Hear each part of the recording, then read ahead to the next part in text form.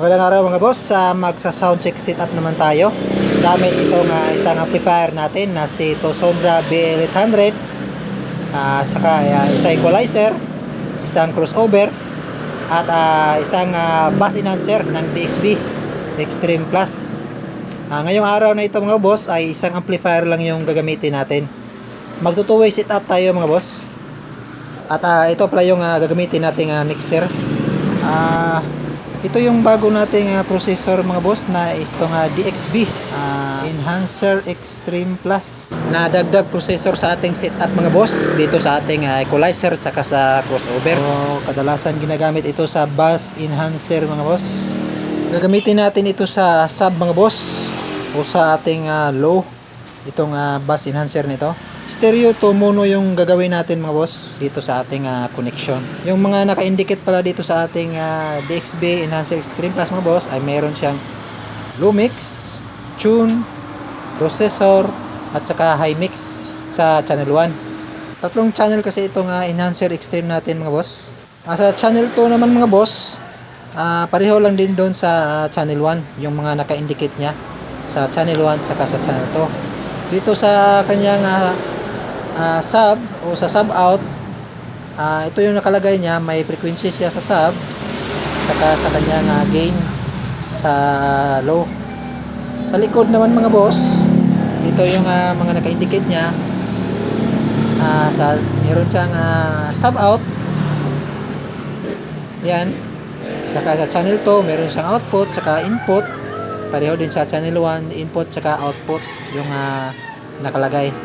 Naka-low sum pala itong channel 1 at channel 2 natin mga boss dito sa ating sub out.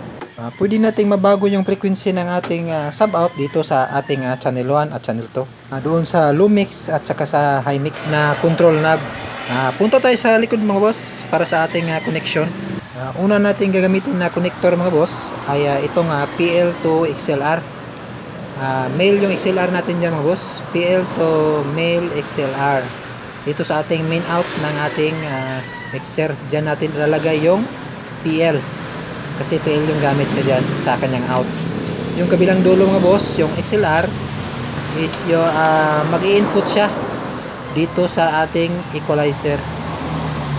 Dyan natin i-input yung galing sa ating main output ng ating mixer. Yung output naman ng ating equalizer mga boss, ito yung gagamitin natin, XLR to XLR.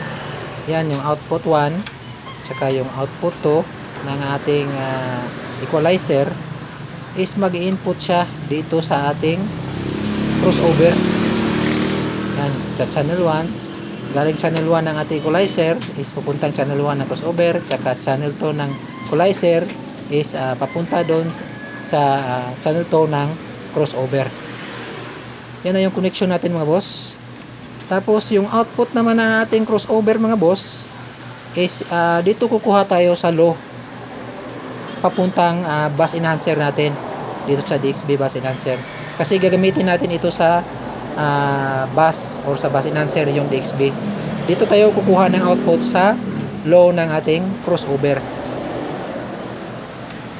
Ayan, kuha tayo ng connector. Ito yung connector mga boss. Yan, output ng low channel 1 saka channel 2 output channel 2 ng crossover. Yung channel 1 ng ating crossover is mag-input doon sa channel 1 ng bass enhancer. Tapos yung channel 2 din mga boss. Yan yung connection natin mga boss, galing sa ating equalizer, crossover to bass enhancer.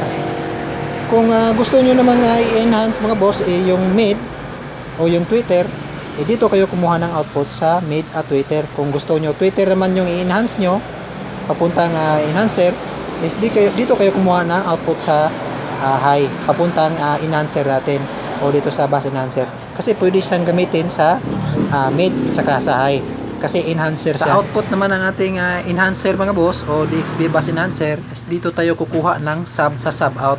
Sub out natin mga boss is mono, dito tayo kukuha ng sub o yung papunta sa ating amplifier.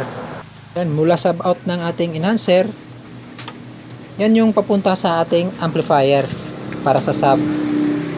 Yan, ayusin natin yung speaker. Ito yung amplifier natin mga boss. Isa lang yung amplifier natin. Yung channel 1, yan yung gagamitin natin sa sub. Yung channel 2 naman is gagamitin natin sa mid high. Dito natin isasaksak sa channel 1 mga boss. Sa input ng ating amplifier dito sa channel 1 mula sa ating enhancer. Yan, tapos na mga boss. Sa ating mid high naman, dito tayo kukuha sa channel 2 ng ating crossover dito sa high, kasi two-way yung setup natin dyan sa ating crossover. Dito tayo kukuha ng output sa ating crossover. Dyan tayo mag-out sa high, tapos mag-input siya dito sa ating channel 2 ng ating amplifier. Huwag pala natin kalimutan mga boss na iset natin sa stereo yung ating amplifier. Yan mga boss, ito yung connection ko mga boss sa ating mula sa crossover, equalizer, crossover to maximizer. Ganyan lang kadali mga boss. Sa sound check natin mga boss kung ano yung resulta ng ating ginawang connection. Sa YouTube tayo kukuha ng audio mga boss kay DJ Wawi para iwas copyright yung ating music. On muna pala natin yung mixer.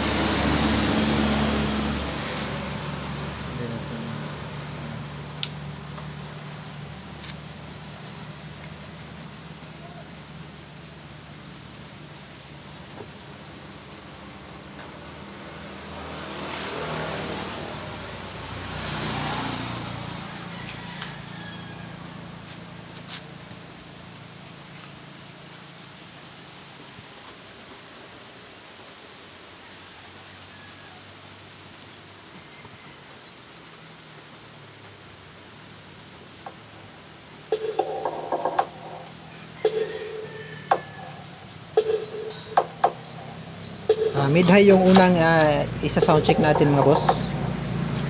Yan, may signal na. Yung control pala nating mid high mga boss ay nandito sa crossover. Kasi yung mid high is dito tayo kumuha ng out sa crossover. Yan. Kasi yung frequency nya, kayo nang bahala mag adjust dyan. Sa channel 2 natin nilagay yung ating mid high. Yan yung setup. Tapos yung sub naman natin ang i-check mga boss. Off muna natin yung mid high. Ito yung volume ng ating sub mga boss. Kasi dito tayo kumuha ng sub sa ating bass enhancer. Yan yung kanyang volume. Yan. Yan yung kanyang control. Kagandahan dito mga boss ay naka-low sum siya. Pwede nating ito pala yung frequency niya mga boss sa ating sub. Yan, lakas natin na konti. Kagandahan kasi dito mga boss ay pwede natin makontrol sa channel 1 at channel 2 kasi naka-low sum yung sub natin. Dito pwede natin baguhin yung kanyang frequency rin sa kanyang low mix. Yan, pwede natin lakasan kanyang low mix sa sub. Ito kanyang tune.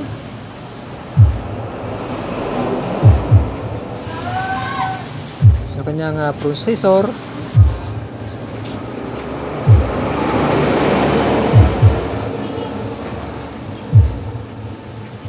Tapos dito sa kanyang high mix, pwede natin baguhin dyan kasi naka-low sum yung channel 1 tsaka channel 2 sa ating sub out.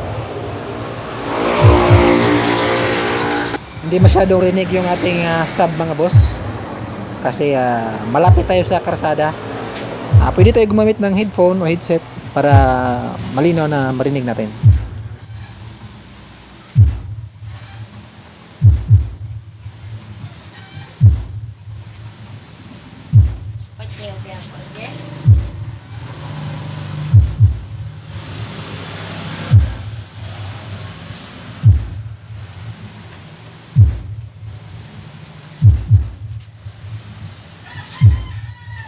Ayan, pagsabayan natin yung dalawang boss, sa sub tsaka mid high.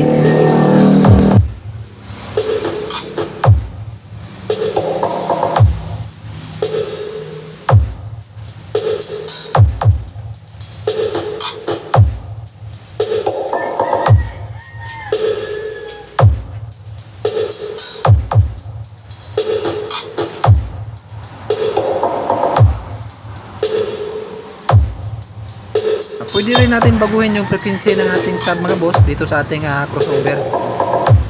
Kasi dyan din tayo kumuha ng sub output sa ating crossover. Dyan tayo kumuha ng output papunta sa ating bus